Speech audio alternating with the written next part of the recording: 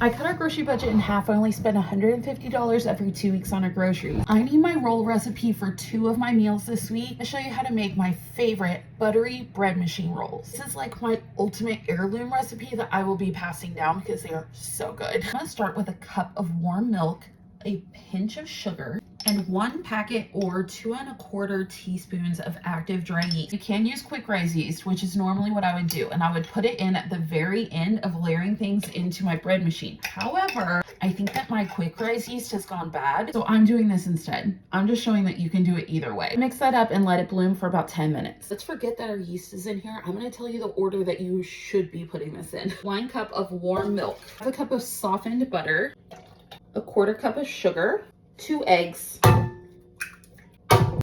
4 cups of bread flour. You would make 2 little wells up here, 1 for your yeast and 1 for your salt, 1 1/2 teaspoons of salt, and 2 1/4 teaspoons or 1 packet of quick rise or bread machine yeast. I'm gonna load this into our bread machine, and then I'm gonna put it on my dough setting, which takes 1.5 hours. That's going to knead everything, mix it, and do its first rise. Clearly, my yeast actually worked this time. We're gonna punch that down. I'm gonna take all of this dough out. It's not a super sticky dough, so you shouldn't need any flour out on your surface. Going to cut this. And usually you get about 24 out of this. Take each one, kind of fold them in towards the inside like this. Then just roll it in your hand a little bit, so it's a little ball. Did 4 by 6. Now we're gonna do our second rise, and that's gonna depend on how warm your house is. If it's really warm in your house or outside, this is gonna go for about 15 minutes.